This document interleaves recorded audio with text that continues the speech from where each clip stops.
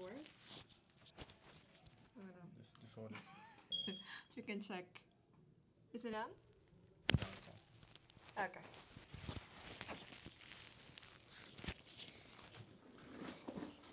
Welcome back, ladies and gentlemen, on another episode here at the Cusp of Freedom, where we share our perspective from our wide varieties of backgrounds and experiences to let you know what we do to become digital nomads so you can understand what it takes to be like us or better.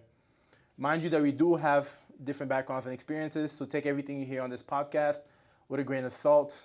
And without further ado, we'll jump straight into it. Today I have a very special friend. I would love to introduce her, but I would let her introduce herself so she can tell you her name, where she's from, and what she does as a digital nomad. Hi, so I'm Stephanie Machillanda. I'm actually from Venezuela, but I live in Colombia. I've been living in Colombia for 9 years already. And I have a tailor-made travel agency, which I've been working on for 6 years already. Wow. Travel, tailor-made agency. Yeah, tailor-made travel agency. Travel agency. Yeah. Man, dude, and you've had this travel agency for 6 years. When you I don't know, did you study anything related to this field that you're in? Not actually at the beginning. I'm actually a chemical engineer. Okay. And I was fully committed to it because I even did my master's degree on oil engineering. So I was Wow. working with oil, lubricants. I was working with Total, the French oil company. Yeah. So I was actually working in France on this matter. Then after a few years, I moved to Colombia, and that's where I decided to start my project. Your project. Okay, Yeah. okay. Sounds great. Well, before we dive into how that process and how that endeavor went, let's take a step back on when you went to college. Did your parents influence anything that you studied in college? Did you get influenced by your parents to pursue chemical engineering in any way? Actually, no. I really wanted to study chemical engineering, and I love it. So when did you discover your passion for science? When I was in on high school, I used to love all kind of shows related to science. Yeah. So every time I will watch something related to chemistry, I was so interested on it. And when I started having chemistry classes at high school, which in Venezuela is when you're on the third year of high school, Yeah. I decided that I wanted to be a chemical engineer. Interesting. That's a Yeah. very nerdy way of Yeah, that. it actually came very natural to me. That's why I decided to do that because without studying or anything, I will get like straight A's on chemistry all the time. Interesting. Very So interesting. I was like, this is what I want to do because I really understood it. And you were really good at it. Yeah. Interesting. When you were a kid, did you dream of becoming a chemist, or what did you dream of? Did you have any aspirations when you were I a wanted kid? to be an astronaut. You wanted to be an astronaut Yeah. as a kid. That's Yeah. a big dream. But So- then I changed it to like, I wanted to be a scientist and then it switched to chemical engineering. Interesting. Were you when you were growing up? Did you grow up in Venezuela? You said you moved to Colombia at some point.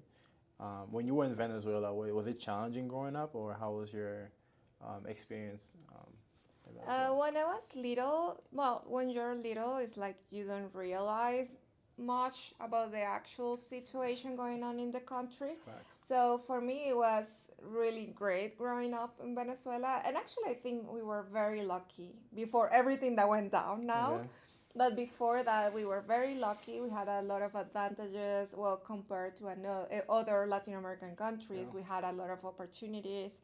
So I feel like I had a great childhood Yeah. actually in Venezuela. I used to go to the beach a lot. I got to travel the whole country all the time because we had really low oil prices. Yeah. So it's like in Venezuela, you drive to go anywhere.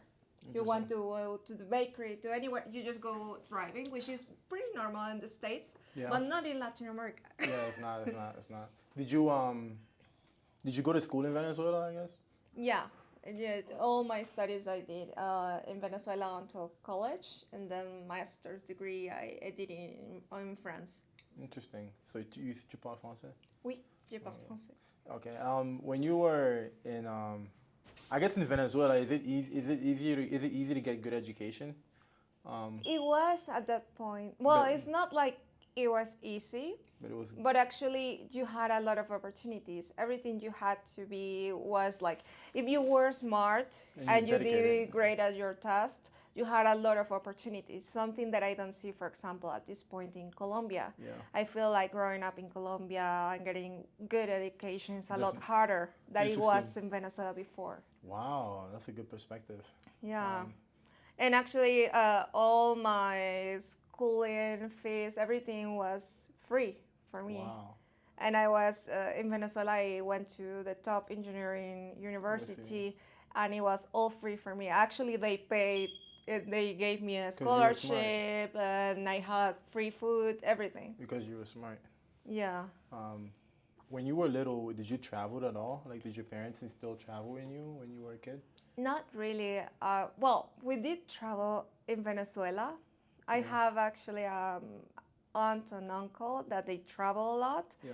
So I was always inspired by them, but it's not like I was traveling a lot just around Venezuela. And one time they took me to the States Yeah. to visit, Family. Disney, Universal Studios, all Wow. the parks in Orlando. So How old were you? And did that change did you have any change of perspective at that point? yeah, I always remember that trip. I was 9 years old. It was the first time I You ever left? left the country. Yeah. And after that, I was 20 years old, the second time I When you left went the to France. country when I went to France. Wow. So how did your perspective shift much when you were younger? Like, did it make you more curious of how big the world is or something?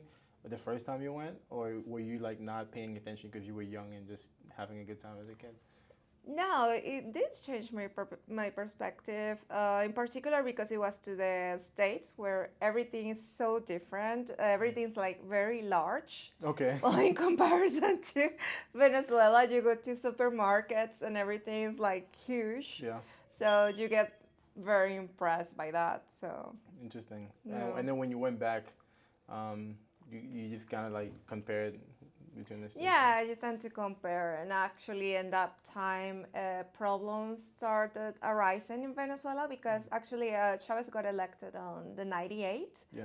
and I was in the United States in 99. Okay. So right So then. from that point, things Started started going. like going down in Venezuela. Well, little by little, but it started like changing. You can Yeah. see that actually in 2001, there was an oil shortage in the country where you couldn't get gas for your cars. So this kind of comparison made me see like, wow, this is not normal what's Yeah. going on in my country, because I went to this country had where more. everything was working. Interesting. All right. So when you fast forward, when you grow up and you go to college, you go to France. How does that change your perspective? How long were you in France for? I was on different periods, but it was 3 years in total. Mm-hmm. So it was good amount of time. I actually got very used to the French culture for some time. Interesting. Did you see like a difference in culture, like a huge difference between like the European culture and the Latin American culture? Yeah, it was a great contrast. Actually, it brought to me like a lot of perspective after moving to France, because actually there in France I got to meet a lot of Americans as well. There were Yeah. like 50 exchange students Yeah. from the US. So I did see a lot of differences between South American countries, North Americans, And French European. people, European people in general. So yeah, it was pretty impressive. Something I really appreciate about European cultures is that they're very informed. Yes. For me, that was very impressive because they knew so much about what was going on my country. For example, at that time was like, yeah. Yeah. Yeah, I say maybe why did you find that hilarious? Yeah. Because sometimes people from the States will ask me like, "Oh, Venezuela, is that in Asia?" And I was like, "Really?" Oh. Like, where So I is still- South America? Facts, the European are definitely a lot more informed, and they have a lot more perspective, from my opinion, because I think they travel more too. Right? Yeah, and they read a lot. Yeah, and they read a lot. So every time I was discussing any matter that was going on, they knew a lot about it. Sometimes even more More than than I did. They knew about the laws that were being changed, something very particular no, things that I yeah, was like, wow, they really know this. yeah, they have to know it. I mean, I guess Yeah. when you live, yeah, you kind of have to keep up with stuff. Yeah, and Um, something that really impressed me was actually I was there when there were the elections, when Sarkozy finished his government, and then there was the election where Hollande got chosen, and I saw them doing this soirée électorale where they will get together to discuss all the pros and cons about the candidates. So I was like, okay, if we did this in Latin America, our governments will be a lot better. yeah, Instead of just voting because some populists will tell you that they will give you money and take yeah. it from the rich. Yeah, because I think in Latin America they take advantage of the fact that they're not as educated. Yeah. So Yeah, certainly. That got me impressed that they had like files and everything. They will gather on Suarez just buying some wine and discussing why they were voting for somebody. facts. You have to qualify for that position. Yeah. So when you came back from your trip in Europe, I'm guessing you pursued a master's. Wait, were you in France pursuing your master's? The first time I went to France, it was You were an 20. exchange year in chemical engineering. I did my Okay. last year of chemical engineering there. Okay. So just for context, is chemical engineering difficult for someone who's also passionate about chemistry by coincidence? With chemical engineering, like how challenging was chemical engineering, and how do you think you approached it to make it easier for you? It was very difficult. At the beginning, I think, I don't know, I think I got to the university with so much confidence because I was used to be like the nerdy kid. I was Yeah. so good at my school. Yeah. But then I got to this university, which was the top of the country, and everybody was just like me. Yeah. And I just didn't stand out. I was just regular and struggling to get my grades up. Yeah. So I was like, oh my God, what's going on? But I did really enjoy it. I was really enjoying my career. Obviously, it was really difficult. I had to study a lot. I was very nerdy. In your career? Yeah. It's not like I was partying or anything. Actually, the only times I got to, do university stuff, like going to parties and everything was like the last year, just after Wow. France, because I came from France with another mindset. Yeah. But during my whole career, I was just studying all the time, doing my homework. Yeah, I had to trying to work a lot survive. for that. I feel you. I think you built some work ethic with regards to what we'll discuss a little bit later down the line. Do you? So for someone who wants to pursue your lifestyle or what you studied, how would you define chemical engineering? And what role did you have when you finished college? Well, when I finished college, first question, how would I define chemical engineering? Actually, chemical engineering is quite it's not really well defined for many people because people think we know a lot about chemistry, that we formulate products. We don't. Actually, it's like process engineering is the correct name. Process Because you engineering. take a product and with everything you learn in school, you do design the processes to transform it like on a industrial scale to get to the final product. Yeah. But that's actually what you do. Is mostly like thermodynamics, more process engineering than actually chemistry. Okay. Of course, you understand chemistry, Yeah. but the pure chemists are the ones that actually can formulate something in the lab. Like they really know how to do it. Facts. Yeah. Are you a pure chemist? I know. No, okay. Do you on your job? What was the hardest part about your job working at Total? Yeah. I think I was working. I worked several positions at the beginning.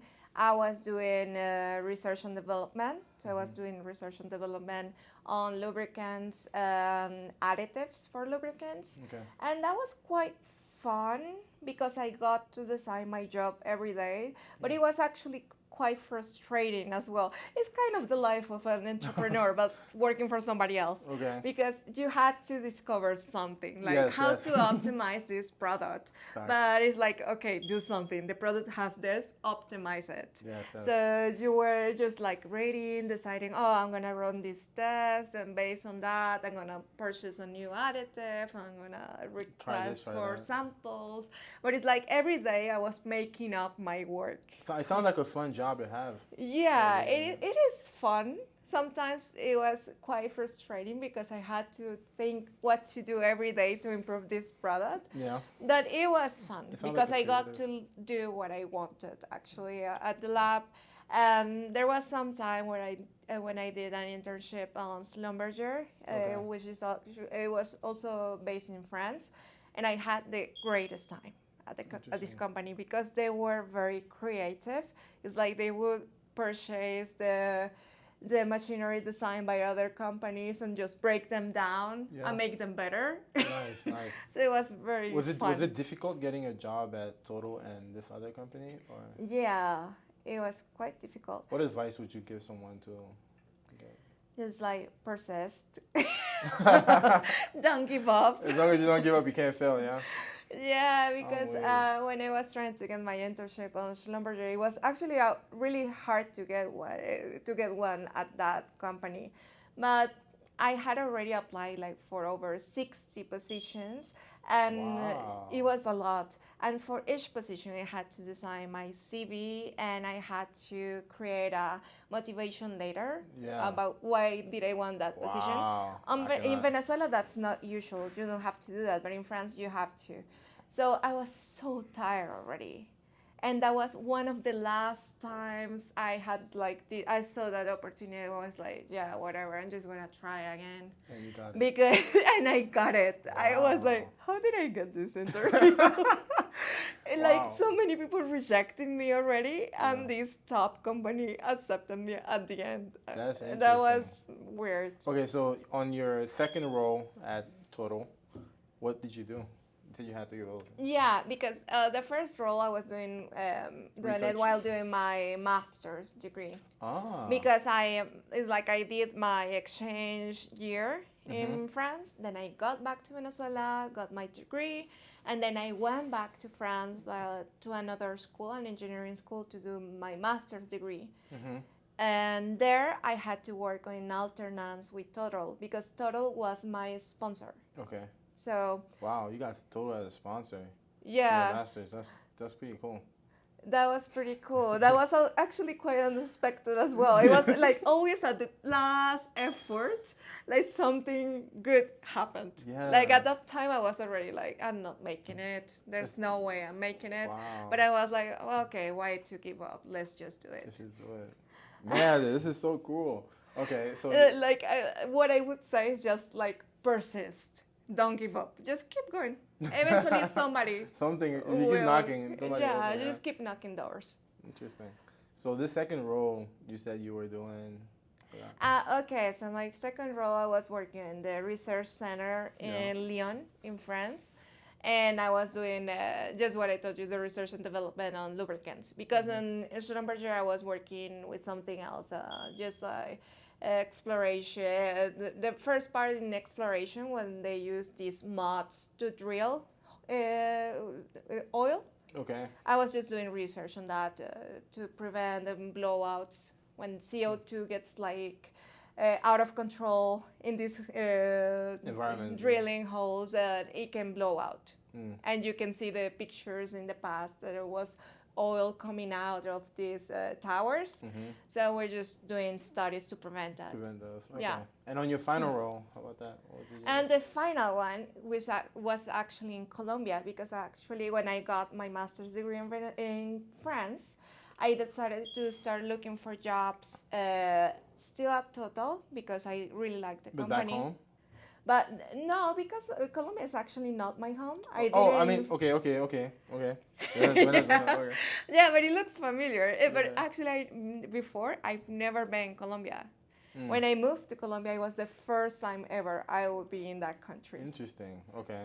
So when I was applying to, I decided to apply to South America because I always had in my mind like I wanted to do something on my own. Like I wanted to be an entrepreneur in some point in my life. Yeah. And the time in France made me realize that, at least for me, it was a lot easier to be an entrepreneur in Latin America than in Europe.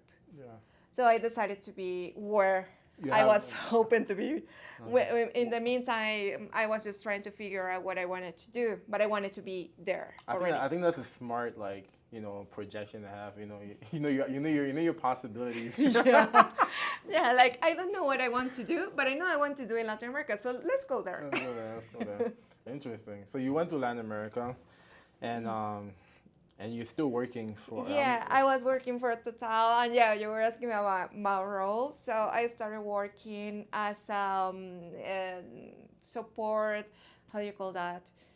Technical support. Okay. Actually, every time I did a job, it was very like being an entrepreneur, because like I told you, in total, I had to make up my job every day, trying to realize which kind of research to do, and then in Total in Colombia, I had to build the technical support department. Oh, wow. Because there was nothing. It's just like some person before me that actually had the same career path as I had. He was also Venezuelan. He went to the same school as I was in France. What are the odds? Yeah, and he got to be the founder of Total Colombia. Wow. And when he knew about my profile, because he did the same master's degree as I did in France, he was like, I want you here, because he knew my studies, all my path. Yeah. And he was like, I'm going to give you a position and you're going to build this department. Yeah. So I got to go to this company, and it was quite fun because I actually got to design everything. It's like, okay, there's no technical support at this company. So I had to create many areas, bring everything I knew about the products. I was also the trainer for Salesforce in Colombia and Ecuador. Wow. Well, regarding products. So they got to know the product. So I was doing a lot. Wow, it was with a very demanding job. Actually. It sounds like you got a lot of your work ethics from all these jobs you've had in the past. And Yeah. I think you've built up an incredible amount of work ethics. But yeah, let's dive into the next topic.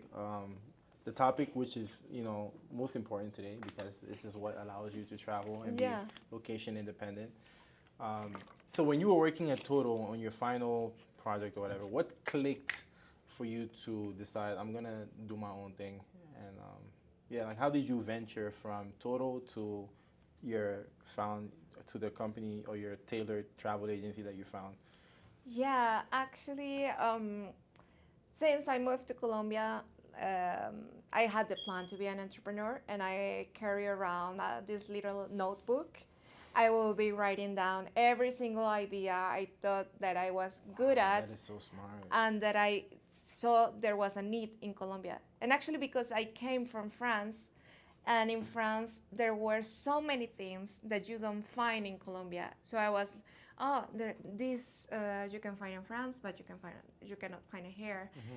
People here, they don't know how to do this, and they know how to do it in France. Maybe I can fill this need. Interesting. So I just was writing down everything that came up to me, and also writing down mostly things I was good at and that I enjoyed doing. Wow. Where'd you learn this technique? Where'd you learn this? Has it always been natural to you to just write down ideas? Or? I like to write a lot. It's very common for me to write down things. I actually always carry a notebook with me. Wow. Because many people tell me like, oh, you're so fashion, you should just write down things on your cell phone. Like work stuff, if somebody calls me, I write down my WhatsApp chat. I have one chat with my own and stuff like that. But if it comes to ideas and things that I want to develop, I would write them down. Because for me, I don't know, it just like sticks on my mind. There you go, guys. I promise you, I can second this. I think if you just write down ideas, you'll probably find or find a relation between something that's need that's in demand for in the market. And yeah, hopefully that helps. Anyways, Yeah. so you write things down and then you wrote this idea.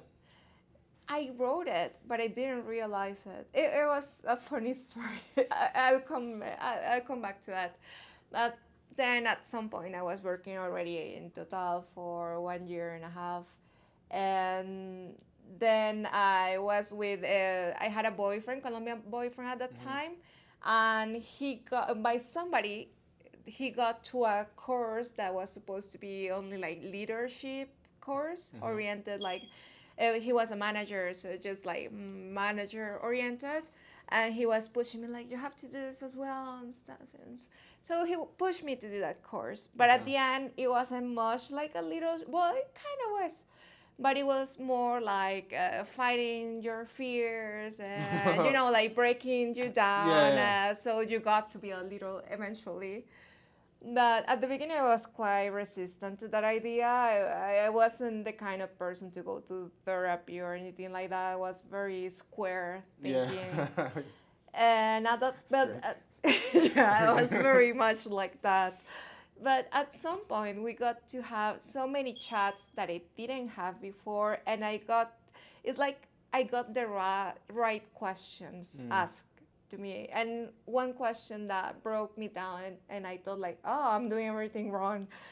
They asked me like, what you're doing right now leads to your vision like when you're 50. Yeah, and they had asked me before what I imagine doing myself doing when I was 50. And I described myself as like, yeah, I imagine myself living in different places, maybe having a very nice house in Southeast Asia, and developing my business and just like that. And they were like, and everything you're doing right now is leading you to that point. Is it leading to you this direction? And I was like, okay, no. Maybe it's leading me to have a lot of money. I can be successful for sure. But I will see also this person I told you that he used to say that he imported me to Colombia. And he had the same career path as I did. So I was like, I could see myself in him because he was a very successful person.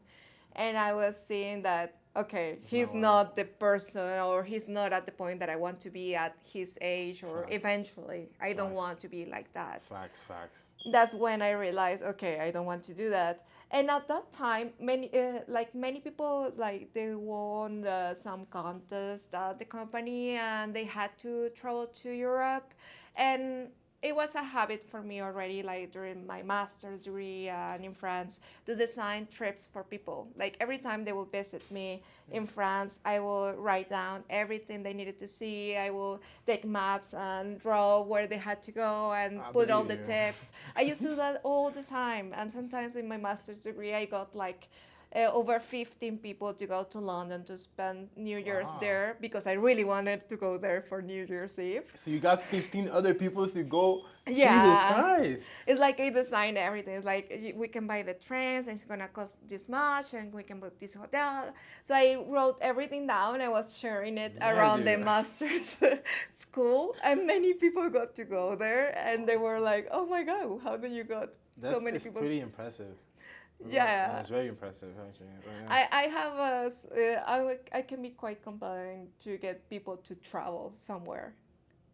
Like actually, I'm right now in Guatemala with Grab trip that I built, and most of them didn't have Guatemala on their map. It's just like I compelled them to come to Guatemala. Yeah, I'm gonna need you to compel people to become digital nomads and travel. But I think. Yeah, let's keep going. Yeah. But actually, at that point is when I realized that this is what I wanted to do, because I was designing all these trips for the people in my company. And I got told many times, like in that week for some reason, like, you should be doing this for a living. You're really good at it. Many people told me that. And since I already got the question asked if I was working towards that goal, I was like, this is like a message. Yeah. Are they telling me that I should be doing this? Yes, that's how messages work. That's how it works. And then since I was going through all these changes, and this course was like really hard, and like breaking you down, like really realizing what if you were doing what you What you're supposed to really do. wanted in your life. I was like, okay, I need to make a change right now. Earlier the And also better. because I was going through a really good career path, and I knew like a good change was gonna come, and Yeah. I knew that if that happened, I was not going to quit. Facts. And I was Facts. like, I have to quit now. Quit now. That's interesting. You chose the uncertain route because you had certainty, Yeah. but you chose bro. That is so. Ah! It was quite crazy if you think about No, that. Like, it's yeah. crazy, but I get it. Like, wow, I wish. I don't regret it. I Of course haven't regretted that at any point in this time. Even though I had really hard moments Yes. as an entrepreneur, I have never regretted that decision. Can we go down into your path as an entrepreneur when you decided to take on this path or this endeavor? Yeah, so I decided to quit. So I told them, okay, I'm gonna quit. I'm gonna stay work for 1 more month just to finish everything, and then I'll just go. And at that point, I decided that I wanted to take a trip to Japan and try to develop it like my first trip as my company. And actually, that was my dream trip. Yes. I always, like, it was my favorite place in the whole world without even being there yet. Yes. So I was like, I'm gonna design everything like I'm a client.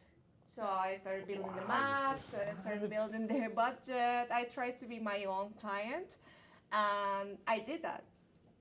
And after that, I said, okay, when it was like a 2 weeks trip, and when I came back, I was supposed to start my company. But many things happened. What happened? Because I got to Japan, it was the best trip ever. I love Japan. I love it. Of course. It still is my favorite country to visit. And then when I got back to Colombia, my house had been robbed. What? They robbed my computer. It was the basic thing that I needed Wow. for my job. So imagine. I was That just is getting back to so start my crazy. business, And your and computer's everything gone. was completely robbed. You know, something like that happened to me too, but you go ahead. This is like insane. And what did you do? Well, at the time, I was like, okay, nobody that can take the trip from me. I had a great trip, and this is a great start. Such good perspective. Oh my God. And actually, two times something like that happened to me. Like at that point, I really loved my computer. I was like, oh, it's great that I have this computer to start with. But I actually, in the back of my head, I always wanted a MacBook, like for years. And I was like, this is fine. I had to get the MacBook. I'm gonna do it. And this is the computer to start my business. I'm weak. Facts.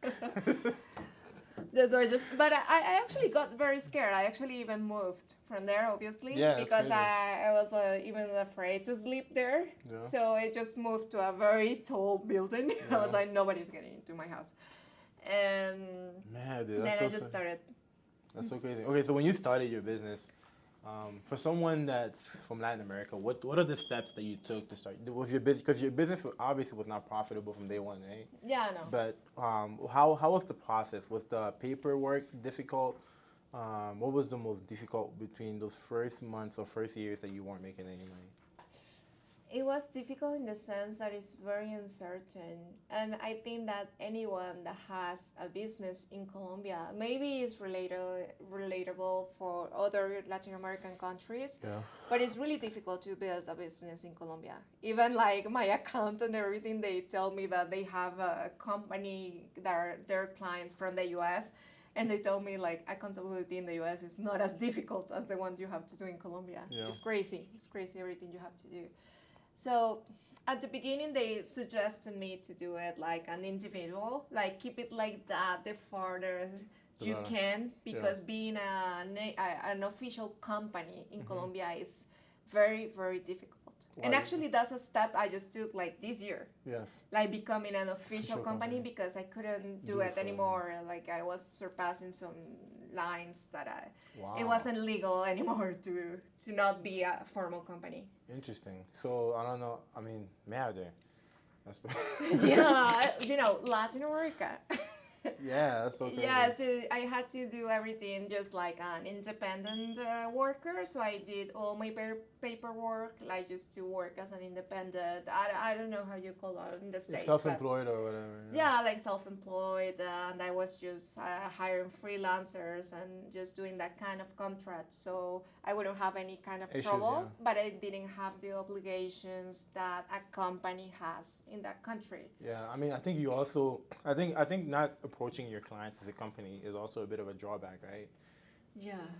Because I don't know, I just think there's more legitimacy if your approach as a company than. Yeah, for sure. I lost some clients because of that, because I had the opportunity to have some clients that are large companies and they wanted me to be a company. I was like, oh, you're independent now. We cannot hire you. Yeah. So it was a problem sometimes, but it did save me from some other some bigger problem. So it was okay. Nice, nice. I'm glad you didn't let that hold you back.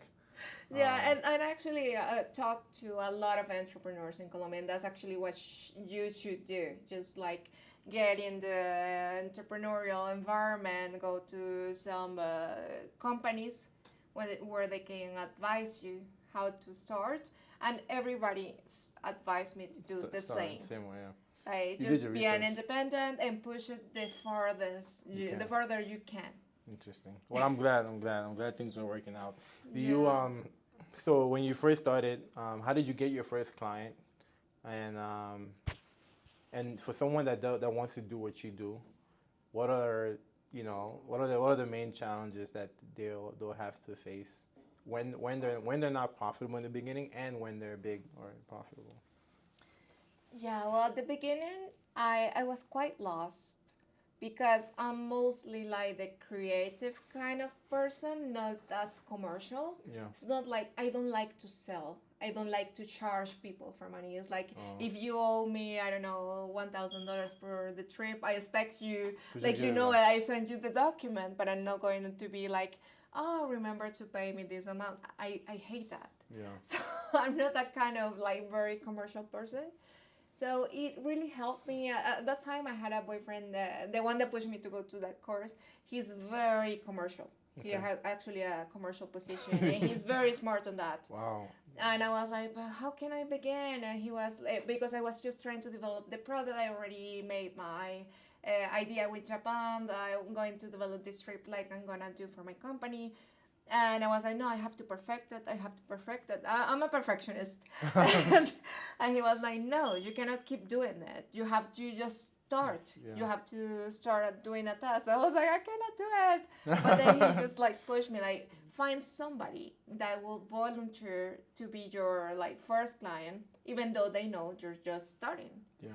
And I was just wondering how to do that, and he advised me just ask within the people of the course we were doing. Yeah, It was like a big group. Yes, it's a good. And That's a really good place to start. Yeah, he was like, everybody is like starting their own projects. They're trying to change their lives. Many people wanted to travel a lot, and you're making trips. So just ask around in the group who wants to be your first client. That you will charge them very little, and you just want to try. That's really good.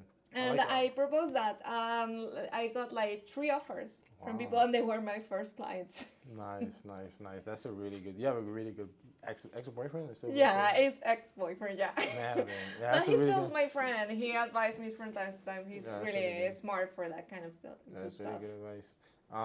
So with your first between the challenges you faced within your first few clients, how easy has your job gotten from, I guess, when you were just starting off until now? Like, has it gotten easier for you because you Yeah. repeated the process and you set up things in place? And like, what have you done to make it easier on yourself? Well, it's been a long road, certainly, but it's a lot easier now. Like, I can be just chatting with you at this point and be chill. And I have clients traveling right now, probably asking a lot of questions, but I already have a team answering those questions, so I can be here talking to you. In the past, I couldn't do that. I will be looking at my cell phone every 5 seconds, like, is somebody in trouble? Because since everything's very like tailor-made, is very like just taking them by the hand through the trip. Everything is very easy for them. It's like they ask me anything at any point. Like, I'm here, I want to buy, I don't know, I'm in Italy, I want to buy a pasta machine. Where can I find it? So we get questions all the time and try to solve their problems all the time. And this has been getting easier because, of course, of confronting all the problems we had at the beginning. Well, at the beginning, it was just me doing everything. Yes.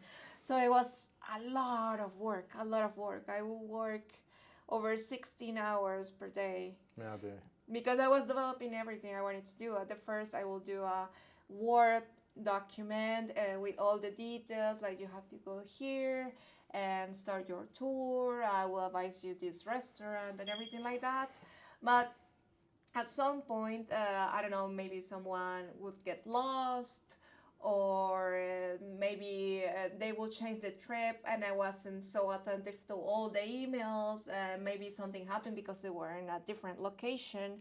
So I just build these processes that I will be double checking everything, that also these documents that we provide for them that are very tailor-made to their tastes. Uh, we already have databases for all the types of clients. So when we have a luxury client, we have all the suggestions adapted to luxury clients based on their previous experiences. We have backpackers, we have advices for them. So now these guides that have been corrected so many times, they're just like perfect. I don't even review them anymore. It's like my team makes them, I just oversee it, like, yeah, everything's good. They have everything I had in mind, it's okay. Wow. So everything's like going really well. Then we have built a lot of processes of checking every time, everything, because in a trip, so many things can happen. Yes. They can change your flight. A flight can also be overbooked. A reservation can change at any point. The pickup point can also be different. The time. So we are always fact checking everything. Every second. And just the day before, we have a chat with every client where the three of us of the team are always sending them reminders. Everyone has a role. Like there's somebody sending all the reminders. There's one that knows like all the details to the trip. So she's always like verifying everything and adding more details. So you divided your initial role into several people, yeah. So everything gets really well checked. Well done. And now usually like the creative person, I just build the trips. Yeah. Making sure that everything's in order. And if anything comes up, I'm usually the one solving the situation. Facts. As you should Yeah. be. Wow. So I guess for everybody that's heard this this trajectory of having your own travel agency and the challenges associated with it, I do think that is a very feasible route, especially if you're as passionate about, just going head on and, trying to pursue a lifestyle that's not your typical 9 to 5. I think this is very inspiring. I also think it's not for everyone. I mean, everything you stated here, it's not like I haven't met many people that.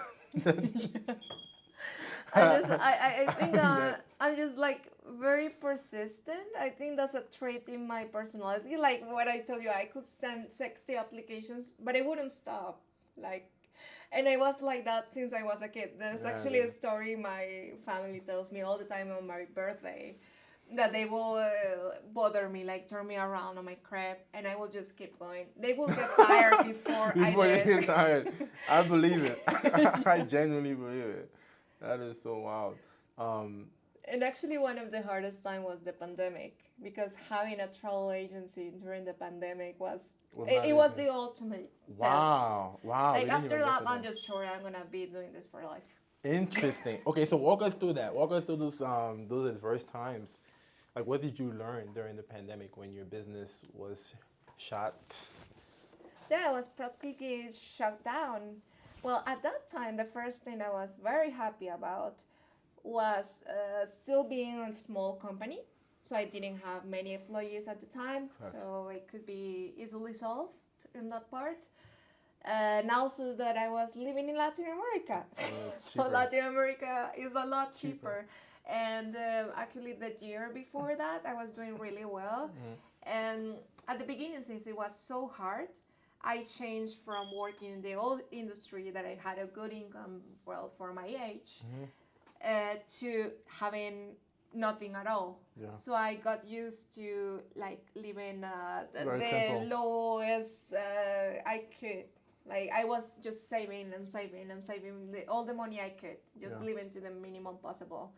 So when I started having a good year, like I saved all that money. I just bought something that I really, really wanted, and I was like, I'm doing really great. I'm gonna buy this. But I was like, afraid to spend. So afraid to spend money. So I didn't. And all of a sudden, the pandemic came, and I was so happy that I saved all the money. Facts. Because then I could pay off all the employees that I could no longer keep them in the company. That was very hard for me, but I knew other entrepreneurs as well that had a company that at that time it was pretty working well. well. So it's like she switched companies, just that. So for me, it wasn't that bad. Like, okay, I'm not leaving you without a job. And it's funny story because now she's an entrepreneur as well, and she's coming on this Guatemala trip. Oh, she's a client basically. Yeah, she's a client. Oh wow! Yeah, I think I might be a client in the future. Honestly, I love what you're doing. Yeah, that's a funny story. Actually, when she told me, I want to come in the trail, I was like, okay, great, come. It's been a journey. Yeah, but yeah, the pandemic taught me a lot, but I was very positive. I was like, this cannot last that long. It did last a lot. But at the beginning, I was all the time saying like, it cannot last this long. It has to stop eventually. Yeah. And people are going to be so tired from being locked down that have just pushed through. I have just to make it through the pandemic. Yeah. Afterwards, people are going to throw like crazy. Facts. And it did. It did. Were you ready? I thought I was, but I kind of wasn't. Okay. But yeah, there was a lot of work afterwards. But I actually, through the whole pandemic, I was preparing myself for that. Because it was just, at that point, I just kept working with one of my employees. And she told me she was okay, just running also on her savings stuff. I was like, okay, let's build this. Nice. We're going to prepare for what's going to happen because it's going to be Craziness. afterwards. And it was just like that. And thankfully, we developed, because at that time she's a master of Excel. And that's actually something that really important that I learned. Because starting to be an entrepreneur, you go to all these places, they advise entrepreneurs. And they always tell you like how to be a scalatable company. You have to get a developer. It's like you're always thinking that you need to be a developer and know a lot of informatics and stuff. And I was like, I know about chemistry. And I know how to build it. And I cannot hire a developer. I'm weak. So I was very frustrated by that. But at some point, one of these advisors told me like, you can do so much just by programming on Excel. Like you can get so much done. Thanks. And it's like, you don't have a huge company. You can build this on Excel. And actually, the one that's working for me is from my family. She's my aunt. Oh, wow. And at some point I was in Venezuela working with her. She's an economist. And she's a pro in Excel numbers and stuff. Nice. But in Venezuela, well, since the economy is terrible and they had really bad salaries, I told her like, okay, quit. You can work with me. Yeah. And she decided to start doing it. Oh, and now it's going really well. Look at that. Yeah, and actually she built all of that. Like during the pandemic, she started making databases, like doing automatization through Excel, and everything we're doing right now, we're doing it thanks to that. Thanks to that. Wow. Thanks to all that work. What a blessing. Yeah. Yeah, I think it seems like your path. This was kind of it's kind of meant for you. You know what I mean? Yeah. A lot of things happen, but like it's almost like things just. Yeah, they work at the end. Yeah, it's almost like things happen for a reason, you know, because it seems like, you know, and then everything just lined up. And when your stars align, you know, you plan it out.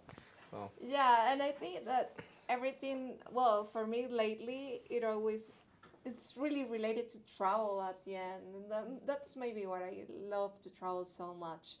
Because when I travel is when I get to the best realizations. Like at some point, actually, when I broke up with this boyfriend I told you in Colombia, I was like trying to find out what to do. I was like, I don't even have to be in Colombia anymore. It's like everything was not that clear, and at that time I wasn't doing really well with money or anything. But I booked a trip to New York because I had my best friend living there. I was like, I'm gonna go there. I'm gonna be with her, and she was always telling me like, you had so many troubles going through your life because I had many family troubles growing up and things related to Venezuela. And she was like, do you regret anything happening? Like at the end, everything was the right thing to happen. It led you to where you had to be. Yeah. And I was like, yeah, you're totally right. And that's, I always go back to that. That's like, beautiful, yeah. Like everything happens for a reason, yeah. And this is happening because it's gonna keep leading you to your way. Yeah, like the path is what it takes. Yeah, so yeah, I think man, what an inspiring story though. So as a digital nomad, that travels, how many countries have you been to? I've been to, I think this is the 40th or 41st. This is 40 countries. Okay. What do you think is the biggest benefit of traveling for someone that's never traveled before? Yeah. And they have the possibility to. I'm speaking mainly to Americans. But yeah. What would you say is like the biggest advantage of traveling with regards to how much you've learned, how much your perspective has grown, and your business? Yeah, well, I think traveling just opens you up to the world. Like you get to see how everybody is actually, like everybody lives so differently from you. Like not everything is like you're used to seeing it around you, but at the end everyone is so similar to you. So it's really odd because for example in France, people are very different. They think very differently. They live very much like in another way than a Venezuelan does. But at the end, everybody wants the same things. Everybody wants to be loved. Everybody wants to be happy. So it's like, at the end, we're all the same. And it happened to me. I actually came a lot to this realization because I had a lot of friends from Russia in France. And for me, Russians were so different. And actually, to this point, one of my best friends is Russian. And he was always telling me, like, haven't you ever wondered why we're always pictured like the bad guys? Like every movie that starts, that there's a Russian guy, you know that's the bad guy. Yeah, that's true. And he was like, everybody pictures us like we're bad people. And especially this time where everything's so complicated with Russia. But they're so kind. Like everybody I met from there, they were so warm. They will always show up with something at your house. You know, I think that general. I don't know how it comes about, but like whether it's Russians traveling to Latin America or going to Africa, you know, like you get like this prejudice that you get classified under a prejudice, right? And I think everyone gets like a negative prejudice unless you're white. Yeah. So I think that white people might have started all this. I don't know. I don't know. I don't know because there's prejudice in every direction. There is prejudice. I fucking hate in every single direction because it's like even though you say like white American has a lot of privileges, but you also having a prejudice over that. Maybe they had a really hard life, maybe a lot harder than mine in Venezuela. Yeah, that's true. That's true in perspective. So yeah, at the end, I think we're so different, but at the same we're so similar. And something very that really opened up my mind was also the Venezuelan crisis, because at some point you couldn't find most things at the supermarket. There are up to this point there are a lot of electricity shutdowns, and there's no water at all times. Like for example, this morning half of my team didn't have electricity in their houses, and that's normal. It happens every day. Interesting. So at some point I have a niece. The point that she was very little, my aunt was getting scared because she told me now every time that this electricity goes out, they're just like, I'm in the room, but it's not like at our time we were like screaming, ah, it's dark, we were scared. Yeah. And But they're not. It's because just they're normal. accustomed to it. Yeah. And when they went to Venezuela, to the U.S., because now they live in Dallas, they were like, "There's food in the supermarket. There's so many things. It's so impressive. It's so, like, really seeing this kind of contrast with some country that has a huge crisis." With other kind of countries, that's when you realize that your country is really, it's something really wrong is Yeah. going on. And you gain appreciation if you're from the other side of it. Yeah, of course. Um, And that's when changes start happening, because if you're just used to what's going on and you say that's normal, nothing's going to change. yeah, facts. Big facts. Yeah. Well, I can't thank you enough for being part of this podcast. Do you think that there's any life philosophy that you live? Is there any life philosophy that you live by, that someone like you, watching, trying to be like you or better one day, and is there any like life philosophy you would tell them so that they can resonate and become like you or better? I will say, like, just do what you love. I know it is very cliche, but when you're doing what you love and working for your actual dreams, everything just Aligns. comes up. And actually, at this point with my company, just to give a practical example, today I have many clients that are not traveling with a trip they hired from me. They're just like traveling for work or something. And then they tell me, I'm in Washington, D.C. Do you have a guide, like the Tailor-Made guides we prepare, to have some advices? I just send them right away. It's like, I'm always like, just piling up good karma, good I favors. love how you say it. I just may give it out because I know this kind of attitudes of just giving without thinking, oh, they're not paying me for this. It will just turn back to you when you're just doing it because you love it and you're doing it because you just want to help them, because I really want them to have a good trip even though they are not hiring me. Yeah. It's I okay. love- It's gonna come back to you somehow. Facts. I love your perspective. I love you so much. I It can't was really nice can't to thank you meet enough you. for being part of this podcast and giving your perspective to those watching. Man, I hope we run this thing back in like 5 years and see how things go. But yeah, thank you so much. That will be fun. Thank you so much. Ah, thank you.